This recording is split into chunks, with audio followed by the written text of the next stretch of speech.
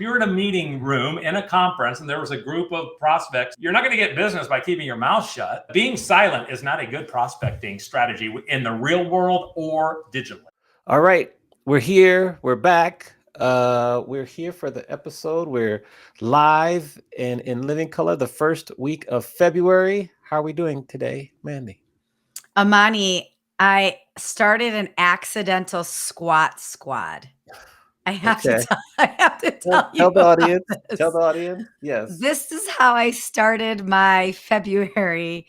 So a couple weeks ago, I read this article that if you do 10 air squats every 45 minutes over an 8.5 hour period, it actually balances your blood sugar and is healthier for you than doing 40 to 60 minutes of a walk every day. And I always try and get like 40 to 60 minutes of a walk in every day, in addition to whatever workout I do. But I read this. I'm like, well, that's kind of fun. And not that it would be easy to do, but I thought I'd give it a shot.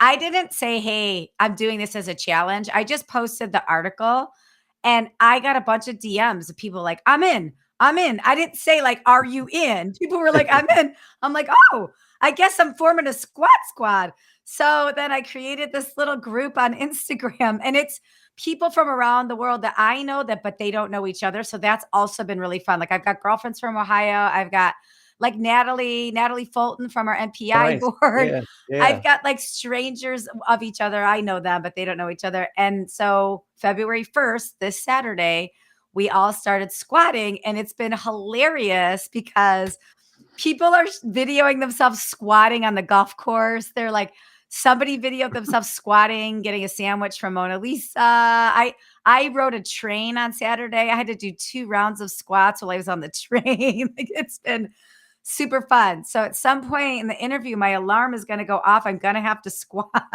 So just giving you a warning. I'm doing a squat challenge this month, and it's been so far so great. We're only 3 days in. Very good. Very good. Very interesting. It's very interesting. What about you, Amani?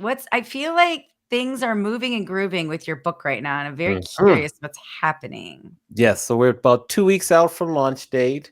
Tomorrow I'm headed to the local Fox channel to do an interview live. So that's yes. So that's big. Yeah, that's happening tomorrow. Is it the morning spot, or what is it?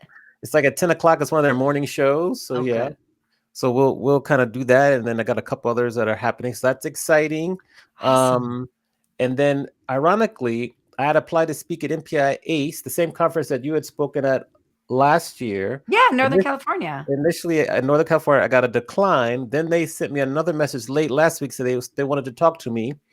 So it turns out that they do want me to come there to speak. So they just sent over the contract this morning. So that's good. Amazing. Oh, Amani, that's so great. Right. Which speech are you going to deliver? The Unlocking Your Creativity speech for Zillian and Brent, Unlocking Your Creativity. So that's really good, because before, remember last week we were talking about no's and how to handle no's. So this one turned around really quickly. As they do. I got this package in the mail, so I'll open it up as we're talking. Ooh. Because I believe it is like the hardcover version of the book. Oh. Yes. So you see the hardcover version of the book right here. Oh my gosh. Listeners, Amani is holding up a beautiful, glossy book. It is a beautiful, thick book. The Quiet Storm. Get it. It's on pre-sale right now. Amani, that's so pretty. Yeah. Is that a slip cover over the hardcover? I think so, yeah. Oh, so that's like nice. Slip cover. Like you see the little hardcover, then it slips over. Yeah. I see it. Oh, congratulations. How exciting. Amani, how do you like it? How's it look? It's beautiful. It's nice. It's thick there. Yeah. So yeah, thank you, Sarah. So Sarah's joining us in the chat, one of my former students. So so that happened. So all these things are happening. I hope that next week's episode, which we'll talk about later, by then maybe I have some more kind of press appearances that will happen and stuff. So all sorts of things. So if you're watching, listening, make sure you go to thequietstormbook.com to order it. If you send me an email with your order number, I'll send you the bonuses. And there you go. That's what's up with me. That's plenty. Amani, it's so much. I mean, your book. So I've pre-ordered it. You can go on Amazon and pre-order it. And then it comes to you February 18th. But Yeah. I, just for the other listeners, I got an advanced copy of it, an electronic copy, and I have been reading it because next week, Amani is going to be the guest on our show, and I'm going to interview him and ask him all about the book. So I've got a lot of homework to do between now and when, but I already started reading it, and it is so interactive. Like I've been asking my mom about songs you've been bringing up. Scoot and I played a couple of the songs that were in there we didn't hear. Yeah. It's so good. And I don't even like R&B music. That's full disclosure. I'm learning so much. It makes me so much smarter. So I'm excited for our interview next week, but I'm super excited for your news, your news appearance. So I'll share all the clips and everything. Yeah. Now, who do we have the pleasure of talking to today? Amani. We've got an old friend. Well, he was a new friend that we met 2 years ago. He's not old. It's just we met him a couple of years ago. But he helps people meet decision makers faster through training. He's a very, very skilled training in sales, in business, with a focus on LinkedIn and in digital connections. He's trained thousands of sellers on LinkedIn, relationship building, and just in general, how to be a better meeting professional. And we first met him, he was selling Sonoma Tourism. We met him a couple years ago at WeCon.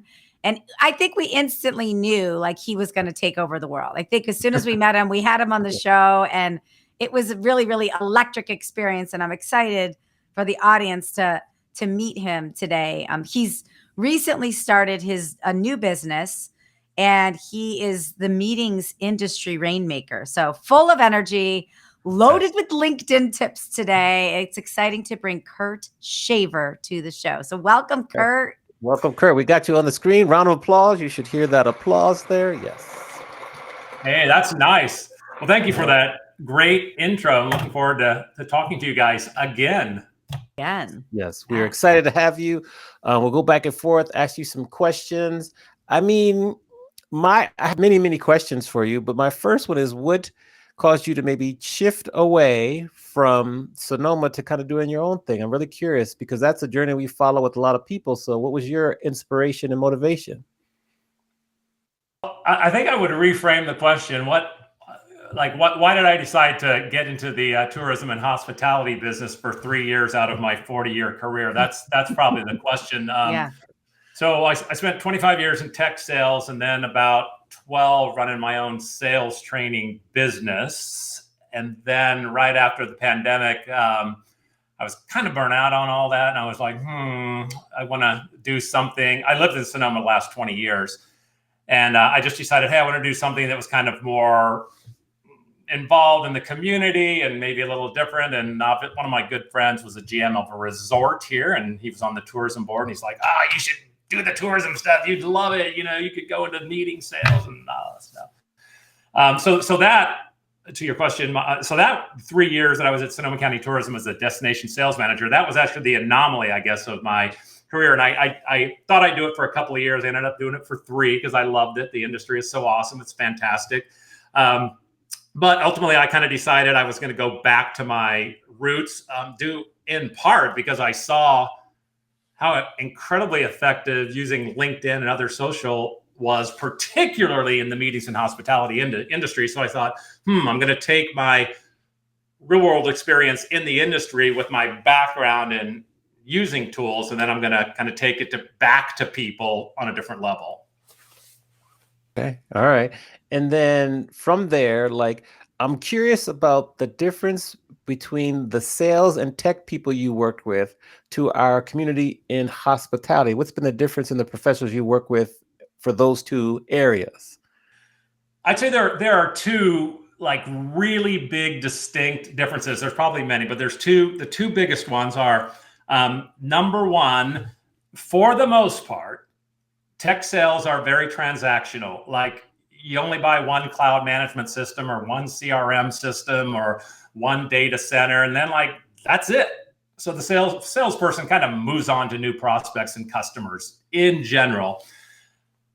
Meeting hospitality business, completely different. It's so relationship oriented. I mean, you guys know, there's people that have worked together for 30 and 40 years they saw their kids grow up, all this kind of thing. So that's one aspect, is it's a one-shot sale versus in some cases, many decade relationship.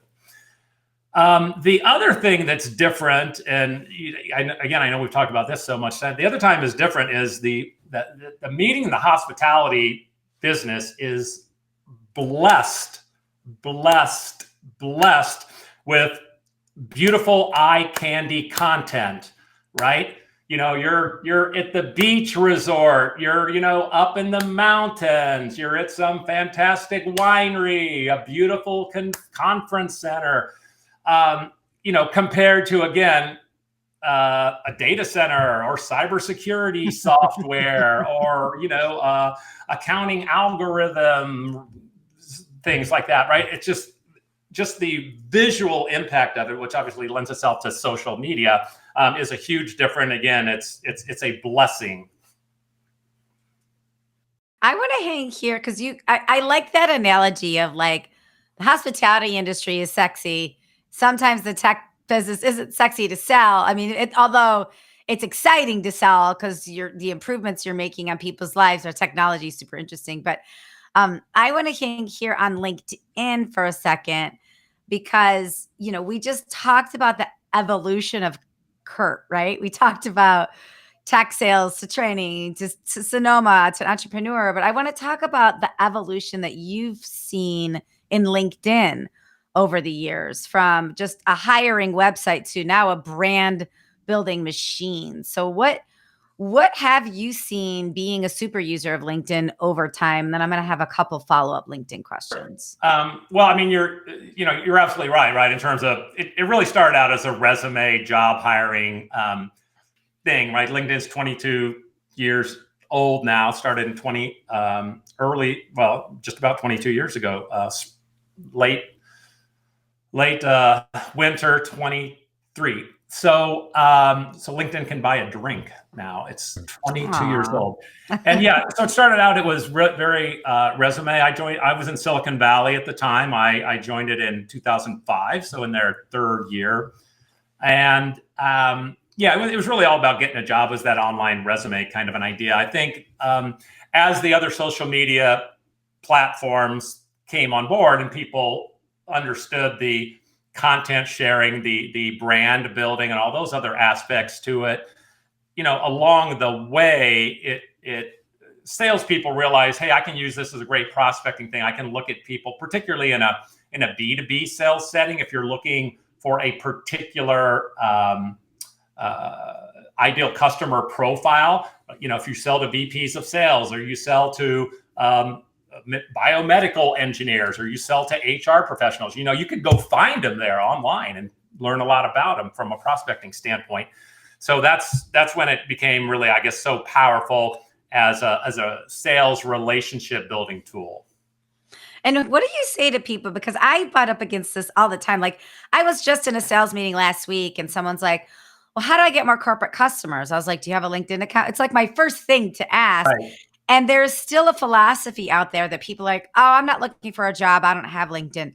So what do you say to people that helps change their minds to transition them from like, guess what, friends, this is so much more robust than our hiring site. How do you change their minds on that?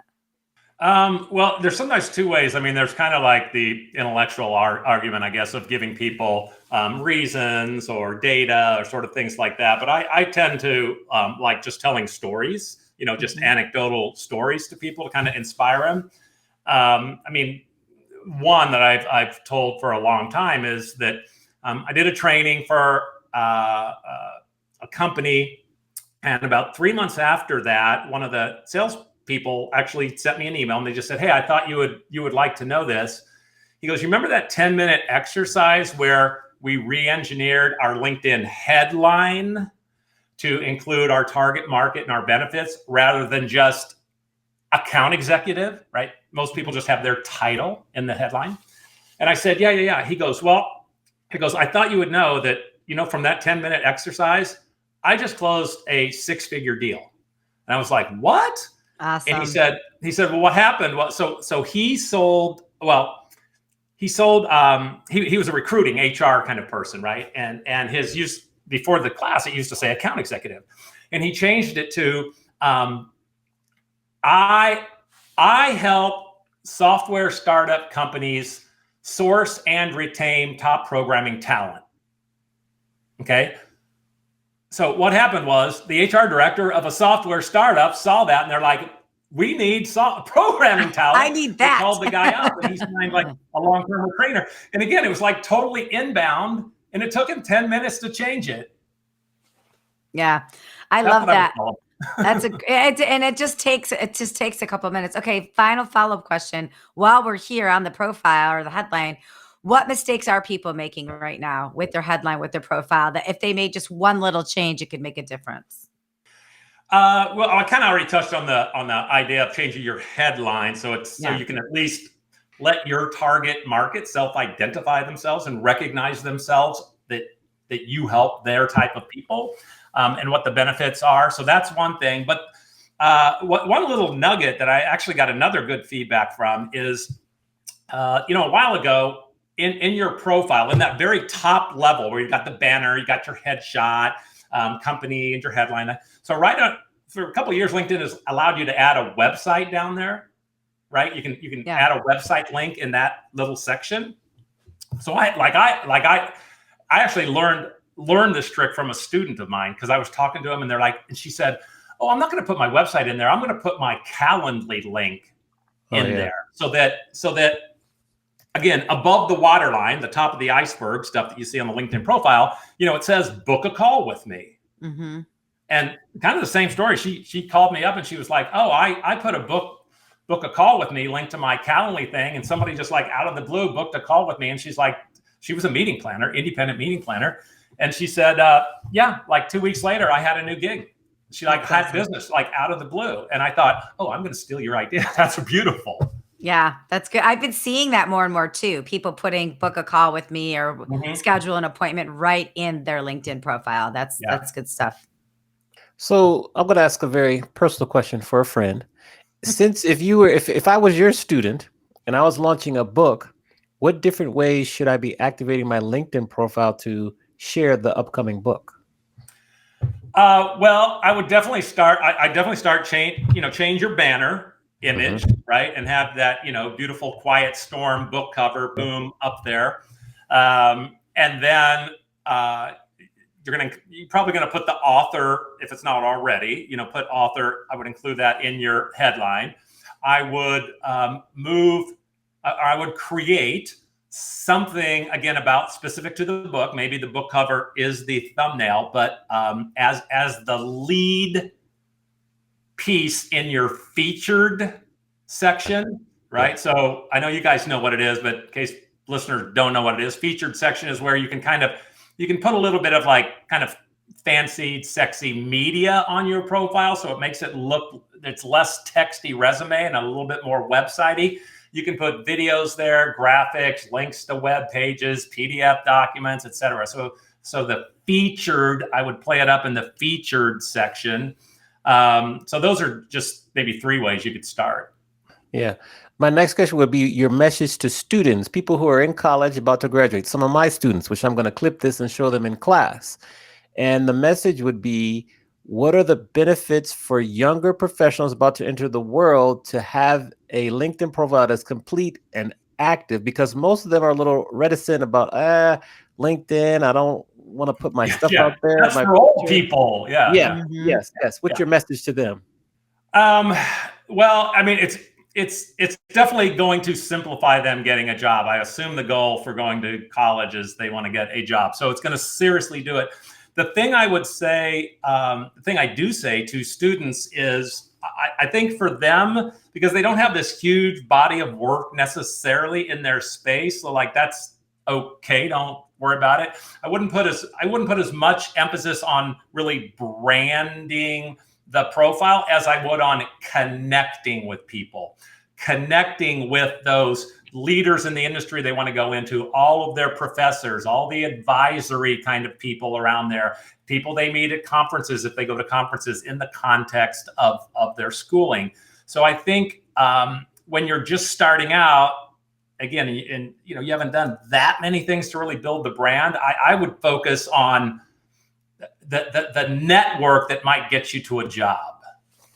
Yes. Great message. Hello to Jennifer Jones in the chat. Thank you for joining us. Okay, back to you, Mandy. Well, I am asking this question for a friend. Like, not an imaginary friend like Amani just asked, but like a real friend. So I have a friend who's been in her role for about 22 years, and she is leaving this role. She's taking some time off and potentially switching industries, switching roles. So how do you transition if you've been on LinkedIn and you're established, and then you're going to take a little break and you're going to potentially reestablish yourself in a different industry or with a different moniker? Like, how does somebody best maximize their LinkedIn profile if that's their circumstance? Because I do think a lot of people are changing industries right now. A lot of people are evolving from one to the other. So how do they make it work for them in that case? So that's a great question, and that is something I will admit to be very qualified for, because again, I spent I spent my first 17 years on LinkedIn, kind of tech oriented, and made about 20,000 tech connections and probably posted 20,000 things about tech and sales. When I went into the meetings industry, that's a hard left turn into a different set of connections, and also to the content. It's challenge with it's your brand on LinkedIn is like a flywheel. So the bigger the flywheel is good if you want to keep that flywheel going. But if you want to change flywheels, to slow down a very big flywheel and start another one is a lot of effort. And what I mean by that specifically, to get out of that flywheel analogy, is it took me, I would say, close to a year before the content algorithm that feeds my LinkedIn feed had switched to at least 50% meetings. Right. And again, part of that's because, again, this is the one time when it's better to not have a big network and not have a big brand, because my network and brand was like, so LinkedIn was like, this is a tech sales guy. I don't know what he's doing with these hospitality things, but they neglected it for the first month and the 4th month and the 8th month and the 10th month, because it hadn't outweighed what I had done the first 17 years. So, in their case, I would say a couple things. One is, they're going to have to crank up their posting in the new industry. They're obviously going to have to grow their network in the new industry. And I also purposefully tried to, I deleted a bunch of people that I knew in no way, shape, or form are ever going to do me any, they were almost just like fodder connections, but still on the tech side. So I probably deleted 1,000 connections over that a year and a half. And also, don't comment and engage on things that you're not pursuing anymore, right? Yeah. So you can't. I had to just stop. My inclination was, oh, that's like some tech sales thing. I'd learned, like, no, don't do that, because it's going to take the algorithm more time to figure out I'm over here now. Yeah, that is actually, I think that's really good advice. And we had somebody on the show last week that said the same thing. It's like, you don't have to comment on like your cousin's sister's bachelorette party. Like the LinkedIn's going to keep showing you that. Like, be intentional about what you're commenting on, and commenting on the people and the industries that you want to engage more in, because then LinkedIn will show more of that to you and more of you to them. So I think that's a good reminder for sure. Yeah. What are your thoughts on video on LinkedIn, adding video, posting video? What are your thoughts? I mean, I like video in general. Across social media, I think it's probably more popular than it is on LinkedIn. But even on LinkedIn, I think it's good as a as an eye attractor. Maybe not as super strong as really the content communicator. So I think people are on LinkedIn are, they're pretty well trained to kind of like read the wrapper, the comment piece that precedes it. So I think if you're going to use video, that you really want to have both. You want to have both pieces to it. when I don't use video that much, but when I do, the copy that I put in is almost a manuscript of the video.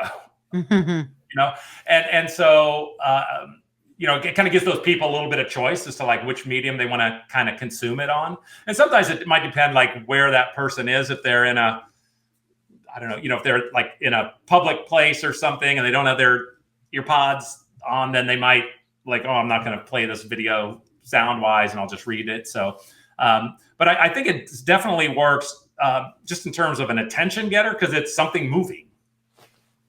Yeah. And then the follow-up question to that would be, what are some hidden features on LinkedIn that the majority of people will miss activating or miss kind of using that can benefit them? Okay, I'm gonna give you I'm gonna touch on a very deep answer, and then I'm gonna talk a little bit about some easy ones. So if you look at the LinkedIn profile, when I'm coaching people to upgrade them, I only talk about 10 sections of the profile. But if you break down what's actually on the profile and the sort of under the hood settings area, you go into like settings, like I don't want this data to go out and I want to be viewed by these people at this time. And if you do that, there's 300 of them. There's like 300 things you can turn on or off or higher or lower or different things like that, right? Which is, I don't get into it because it's overwhelming.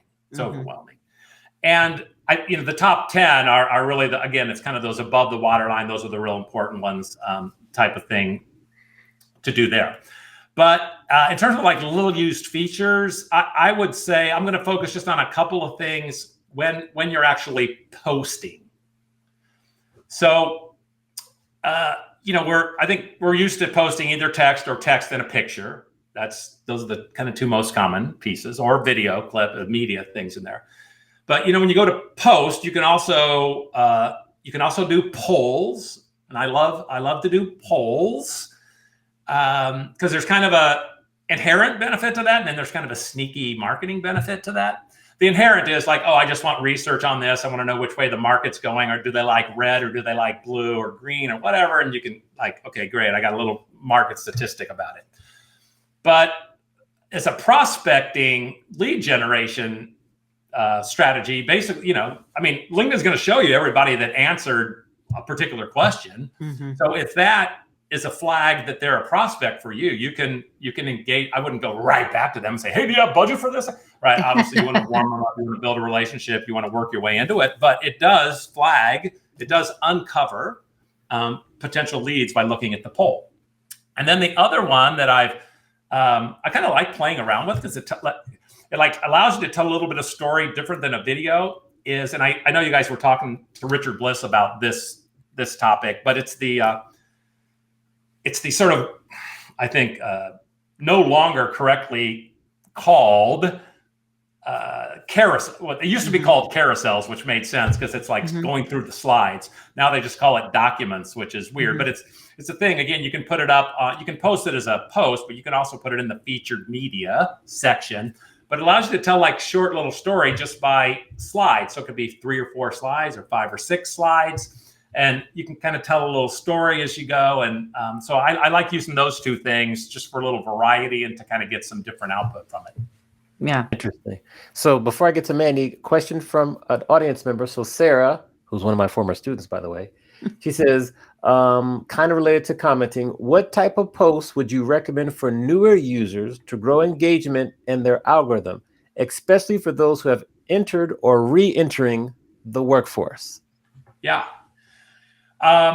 So I would ask questions. I would say ask questions. So ask questions, like seek knowledge from people. And again, you could do that in a text. You could ask people, what's your thoughts or what's your comments on that? You can do it in a text, which I think really draws out probably a little bit more engagement. And because it's a free form response, the chances that you're going to get something really insightful are better. Or you can go to the poll. The poll is maybe a little easier for people to respond. It's kind of quick and dirty, but you're not going to get anything on the edge. You're only going to get that 3 or 4 answers that you put up on the poll. But I would just, what questions does she have? What is she trying to figure out? What is she what's the direction of this industry? Where do you see it going? What do you think is important for a new person entering in? She could ask all those questions that are in her head anyway, and just put them on LinkedIn. Got it. Okay. Manny, back to you. Okay. So I have Premium. I had Navigator once upon a time. I didn't personally find any value in it, but I'm just one of many people. So what is your opinion of Premium versus LinkedIn Navigator? I'm glad you asked me this. I mean, I get this question 2 or 3 times a month, and having used it for 20 years and trained on it for about 12 or 13 of those. So I have a very strong opinion on this. And my strong opinion is, number one, Sales Navigator, which is the highest end premium for pay feature of LinkedIn. It's about $1,200 a month, maybe $1,400 a month, somewhere in that range. The good news is I think it's probably the most powerful sales prospecting tool ever created. If used and used properly. So the bad news is most people don't need that. It's like an elephant gun. And the main reason is because this is what I always say to people. First off, if your company's going to pay for it, great, go ahead and use it. Yeah, that was my circumstance. You're investing without your wallet, then I say, unless at least 25% of your week is spent on pure, hardcore, outbound sales prospecting, then you don't need it. Mm-hmm.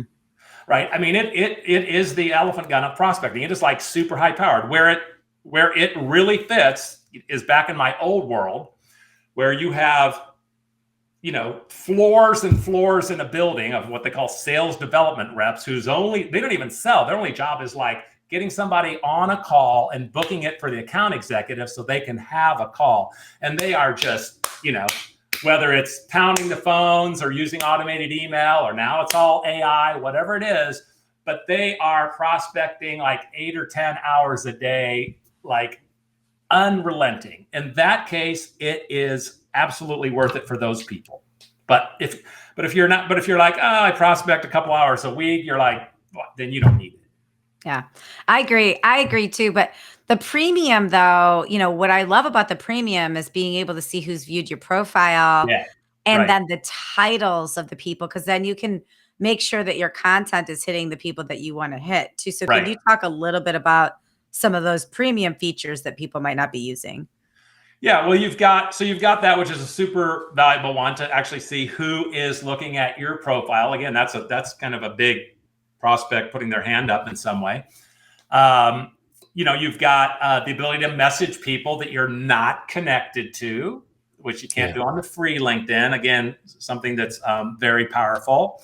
And it just opens up a few of the things that gives you don't have on the free, and some of the features, it just gives you more of them.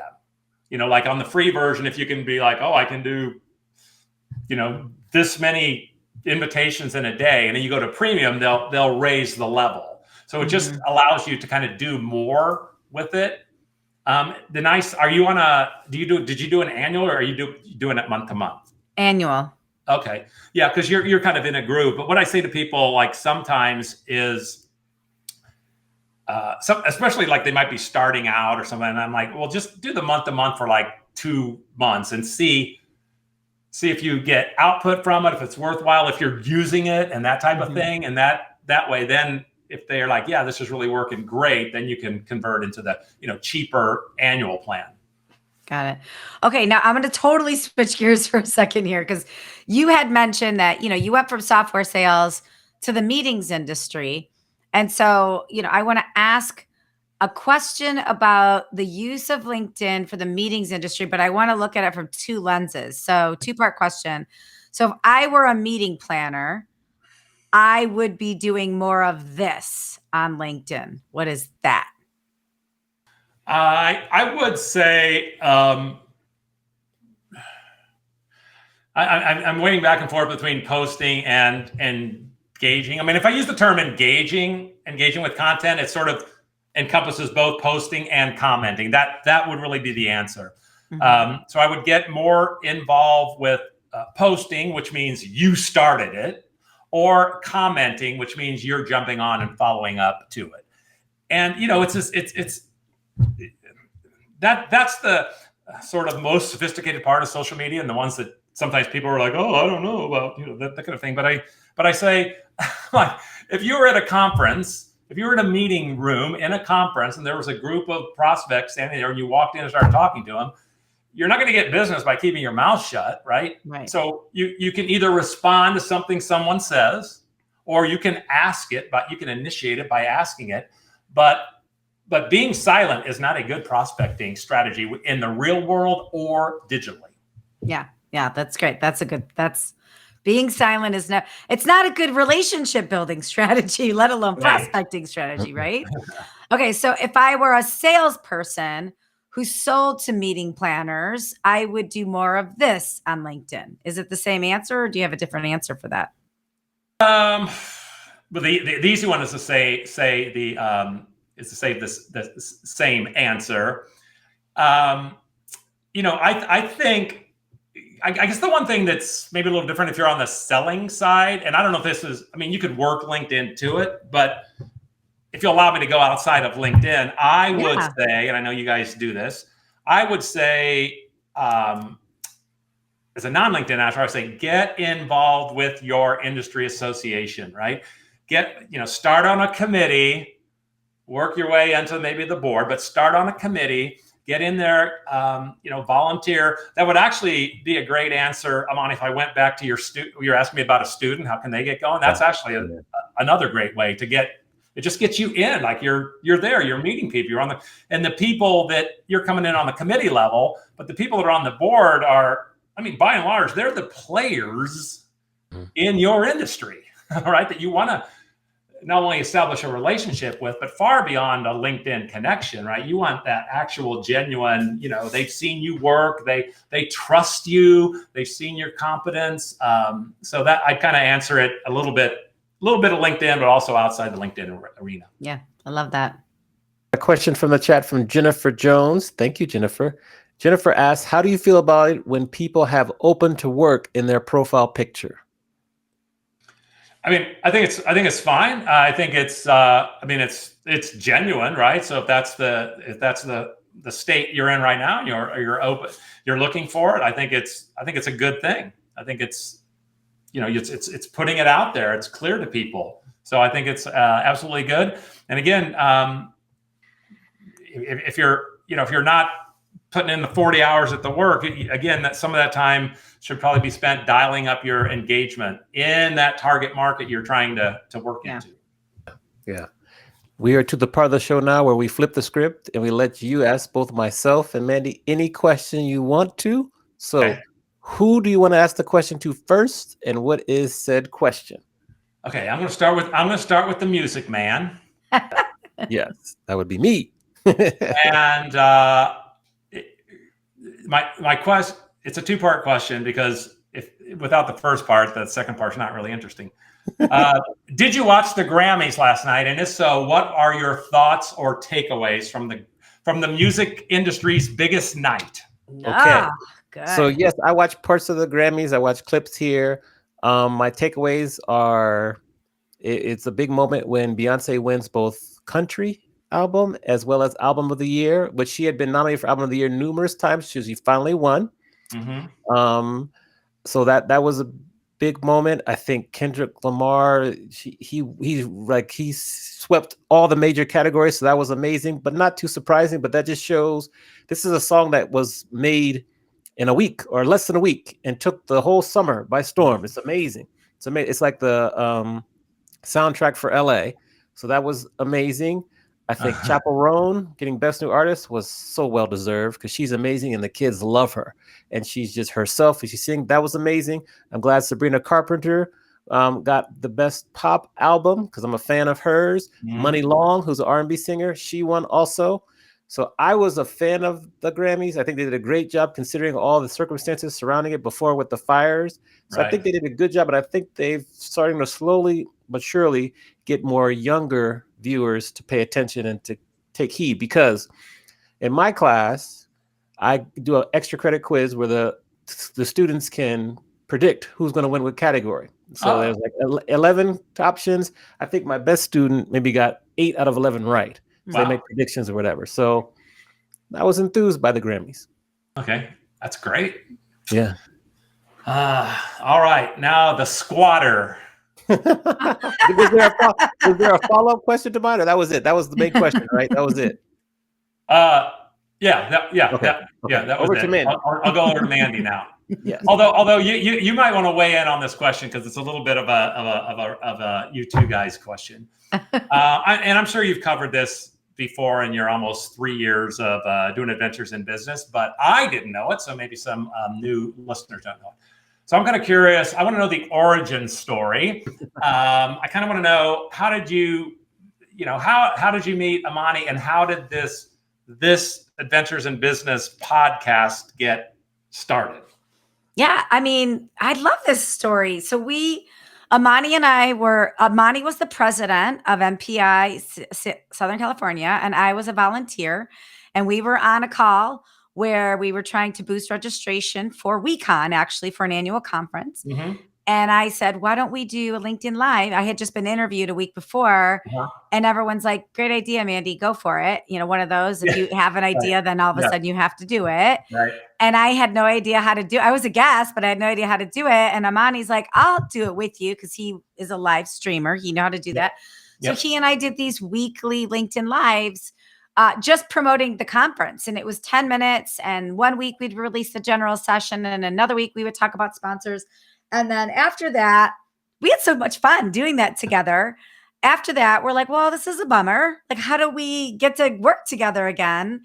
And I had really wanted to start a podcast, and I had just been on a book tour where, I have a business book, and all these people were coming to me saying all of their triumphs and tribulations of their businesses. And I was consumed by that, thinking, how do I share these stories with people? So then I thought, well, I wanted to do time for squats.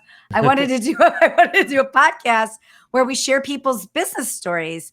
And I asked Amani, like, would you ever consider doing a podcast? He's like, yeah, he already had a podcast. But you didn't, Amani, I don't remember this. Your podcast was just you. You didn't have a co-host, right? Correct. Yeah. So I think you had said you've been thinking about collaborating with somebody. And so then an accidental podcast was born, and that was almost 3 years ago. So yeah. Cool. Did I miss any details? I like dual host podcasts, to be honest. I think the back and forth and the variety and, little different perspectives here and there just kind of keeps them fresh and stuff. So, I agree. Yeah. And it seems to me like you're seeing more of those the last couple of years. It just, maybe because we're just seeing more podcasts in the last couple of years, but it seems like you're seeing a lot of. Agree. Yeah. Nope. You didn't miss any details. That was good, Mandy. Yeah, that was good. Okay. I want to take you back, Kurt. We're going to go back to West. While you're asking this, I'm going to do my squats off camera. Okay. Yes. Yeah. Okay. We're going to take you back to West Lafayette, and we're going to ask you to talk to Kurt back then. What advice would you give your younger self based on all your experience? And I'm particularly interested because you made a dramatic shift in your industry and you've been successful at doing it. So, like, what advice would you really give your younger self? I would have two different pieces of advice. So I went to West Lafayette as Purdue University. So I went to undergrad at Purdue University, and when I graduated there, I ended up going to grad school at Georgia Tech in Atlanta. Yes. And when I say what I got my master's in, everybody, I don't know if this is an insult or a compliment. Everybody looks at me and they're like, "What?" So I got my master's degree in electrical engineering, and I never did it. I never did it. It was boring. Once I got through the first semester, I was like, man, I just can't be an engineer. I can't do it. But I sort of played the hand out and finished it all up, and then I went right into tech sales. So that would be one. I would be like, you don't need a master's in electrical engineering. Skip that. That was kind of a wasted year and a half. The other one, I guess I would say, is so I spent 13 years in Atlanta before moving to Silicon Valley. And my wife and I loved Atlanta. Atlanta is awesome. Nothing like Atlanta in the springtime with the azaleas and dogwoods pop in. It's absolutely beautiful. Made many great friends, and it's a beautiful town. But I got to Silicon Valley in 99.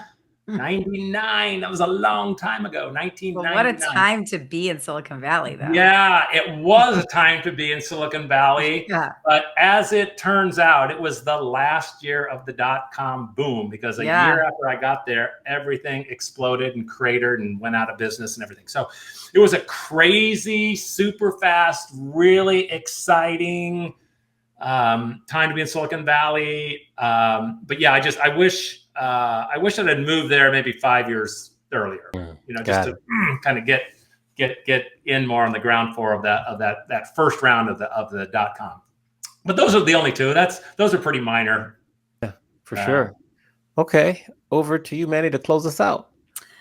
Well, I have a question, because you have experience with so many salespeople in all different industries. You see it in the field, you see it from a leadership perspective. So I have a question about, your interaction with salespeople. You did a poll at the beginning of the year, and you had asked salespeople what their top priorities were for their sales success in 2025. And it looks like almost 60% answered that they want to expand your network of buyers, right? And wanting to do something and actually taking action and doing something are two totally different things. And at the beginning of the year, we're all filled with piss and vinegar. We want to do a bunch of stuff, but what do we really actually do is a different story. So when you are interacting with salespeople, what are the best things that people are doing to expand their network, of buyers? And what are some errors that they're making that's preventing them from expanding their network to buyers? Yeah. Okay, great. So to answer kind of the first one, what should they do? What are they doing that works?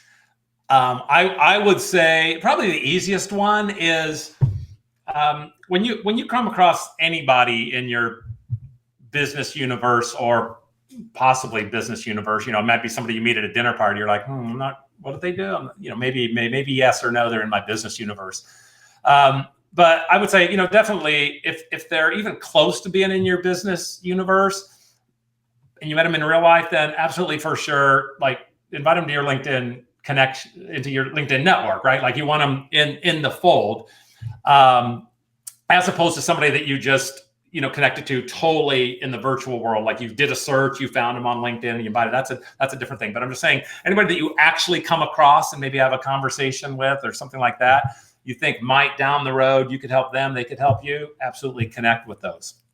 In terms of things that I wouldn't recommend or don't work, that type of thing, it would be anything that falls under the title of a salesperson pouncing on a prospect, or anything that's sort of like not authentic or too sort of mass marketing driven by technology, right? So it'd be like, don't subscribe to some LinkedIn hacking software that's going to send out 1 million AI invitations overnight, right?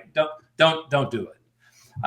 People, we all know, because we've all got them. Like you can just smell if one of those comes in and it's like not real. You're like, there's something off about this. Sometimes you can't even put your finger on it, but you're like, this is not. Richard Bliss actually has a really great technique for doing that with his dot, right? That's how he does it. Yeah. My favorite is when somebody asks me, that tells me, you can really grow your network by writing a book. Yeah. I'm like, bro, so you didn't Yeah. you didn't see the you book cover in my profile? You don't know how many same thing. Yeah, like you don't know how many instant pitches I get, for me to get trained on LinkedIn, so they can teach me LinkedIn. Yeah. Right? It'd be like teaching Amani how to run the turntable or something. So Right? yeah, that's what I would say. Great advice. Great advice. Yes. How can we best support you? We have your LinkedIn profile there. What are some other ways where we can kind of spread the word about what you're doing and help you kind of build your own network? Yeah. Well, just to clarify, I'll tell you just two things. So to clarify kind of for people, so I'm really focused now on training sales teams. I don't train individuals. So I do sales teams. It might be a DMO or a CVB.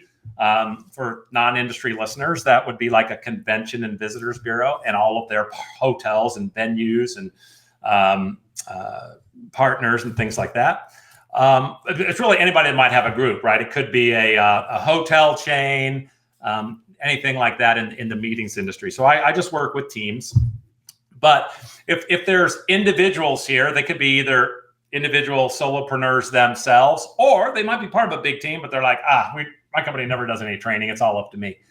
Then I would recommend you connect with my younger brother. So my younger brother's name is Chuck Shaver, and I'll send you guys his LinkedIn too, but it's Chuck Shaver. And the reason and he worked with me for 2 years. And the reason I'm pointing people to that direction, if you're a solopreneur or you just want individual training, is because he does two things. First off, he's much more active on LinkedIn than I am. He's got great tips every week and stuff. But he does two things I don't do. Number one, he does individual live coaching for people. So a very high touch service, but he also has on-demand training, which I don't have, which is kind of that, super convenient, do it whenever you want type of thing. So I would say connect with my brother, Chuck Shaver. And the other thing is a timely thing. So I got approached by the Northern California, they call it the Bay Area. I got approached by the Bay Area Global Travel Business Association, and they asked me to do a virtual LinkedIn workshop. So it's still an hour virtual like this, but it's a more structured. It's all going to be showing them how to do things on LinkedIn. So it's more tactical and structured rather than a dialogue. Anyway, it's February 20th, and they have basically all these different donation levels. But the point of the whole thing is 100% of the proceeds from registration, they're donating to LA Fire, to an organization that helps children affected by the LA fire, right? So it's a super good cause, sponsored by the Global Business Travel Association. And I'll send you guys that link too if anybody wants to get like some real hands-on thing while they are serving a great cause. I love it. Yeah, send that to us and we'll put that in the show notes. I think that's amazing. Or if you send that, I'll do a post about it. I think that's awesome. Yeah, that's wonderful. Thank you. All right. Well, it's been a pleasure having you on the show. Thank you for sharing your knowledge. We got definitely some good clips about things we can implement right away. As soon as we finish, I'm going to go adjust my banner really quickly. Got to add my book. So you're a great reminder there. And just thanks for sharing your knowledge. And we're happy to have you. We'll have you again soon. Absolutely. Well, I enjoyed it, guys. Good luck on the book launch and good luck with the squats.